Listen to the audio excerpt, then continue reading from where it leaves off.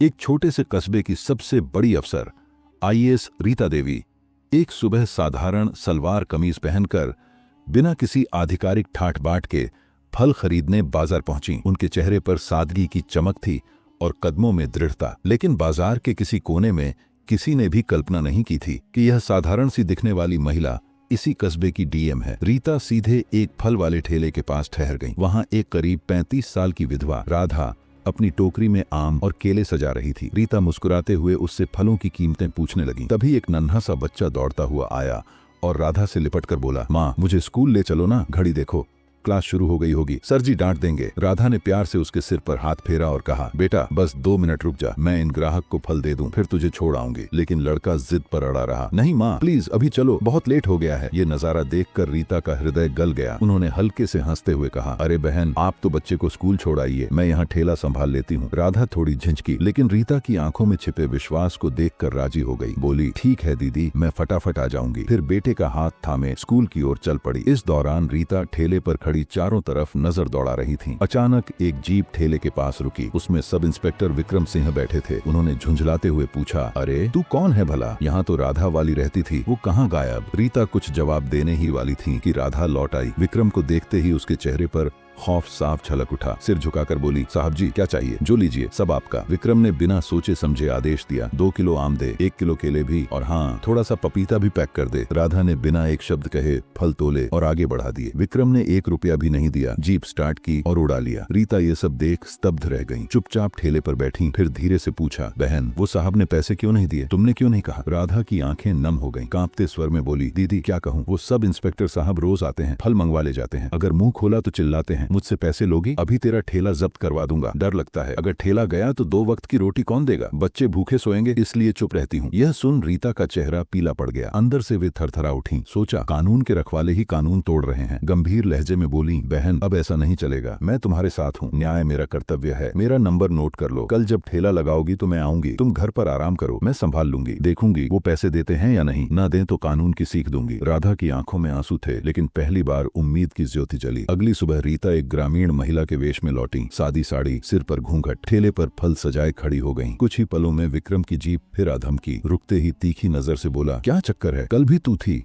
आज भी? राधा का क्या भला हुआ? रीता ने शांत स्वर में कहा, मैं उसकी भाभी हूँ साहब, आज मैं ठेला चला रही हूँ। विक्रम ने व्यंग्यात्मक हंसी हंसते हुए कहा, अच्छा तो तू तो राधा से कहीं ज्यादा सजी संवरी लग रही है। वाह, आज तो कमाल की लग रही हो। फिर आंखें फाड़कर ऊपर नीचे घूरा और बोला, चल छोड़िए, 3 किलो आम दे, 2 किलो संतरे भी। रीता ने बिना कुछ कहे फल तोले और थमा दिए। विक्रम फल लेकर जीप की ओर बढ़ा, इंजन चालू किया।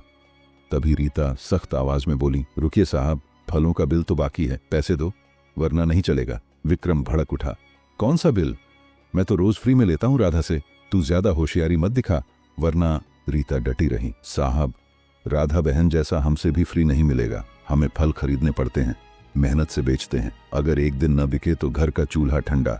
आपके जैसे अफसर मुफ्त लूटकर गरीबों का जीना हराम कर देते हैं। यह सुन विक्रम का मुंह तमतमा उठा, गुस्से में उतर आया और रीता के गाल पर कड़ी चपत मारी। रीता डगमगाई लेकिन संभल गई, आंखों में ज्वाला थी।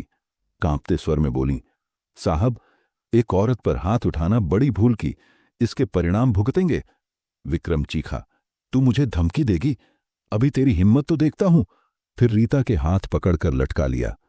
रीता दर्द से सिकुड़ी, लेकिन छुड़ा कर बोली, यह सब गलत है साहब, मैं आपके खिलाफ शिकायत करूंगी, फलों के पैसे देंगे ही। विक्रम हंस पड़ा, शिकायत कर ले, तू एक फल विक्रेता है, मैं थाने का अफसर, तुझे यहीं सजा दूंगा, ज्यादा बोल तो उल्टा केस ठोक दूंगा, कहकर जीप में सवार हुआ और उड़ गया। रीता पहले तो कांप रही थी, फिर खुद को संभाला, सोचा यह अफसर कितना गिर चुका है। कुछ देर बाद राधा को फोन किया, बहन अब तुम आ जाओ। राधा पहुंची तो रीता चुपचाप चली गई। घर जाकर सादे नीले कुर्ते में बदला और थाने पहुंच गई। थाने में विक्रम गायब था, ड्यूटी पर एक कांस्टेबल बैठा था। रीता ने पूछा, मुझे शिकायत दर्ज करनी है सब इंस्पेक्टर विक्रम के खिलाफ, और सीओ साहब से भी मिलना है। कांस्टेबल बोला, सीओ साहब मीटिंग में हैं, इंस्पेक्टर घर पर, थोड़ा रुकिए। रीता इंतजार करने लगी। तभी दरवाजा खुला और सीओ राजेश कुमार अंदर दाखिल हुए। उनकी नजर रीता पर पड़ी। सख्त लहजे में बोले, कौन हो तुम, यहाँ क्या काम? रीता ने शांतिपूर्वक कहा, शिकायत दर्ज करवानी है साहब। राजेश व्यंग्य से हंसे, शिकायत? अरे बहन पहले तो कुछ खर्चा तो लाओ, यहाँ FIR के लिए 8-10 हजार तो लगते ही हैं, लाई हो तो निकालो वरना। रीता का चेहरा सख्त हो गया, बोली, किस खर्चे की बात? शिकायत मुफ्त दर्ज होती है, आप रिश्वत क्यों मांग रहे? राजेश हंसते हुए बोला, रिश्वत? अरे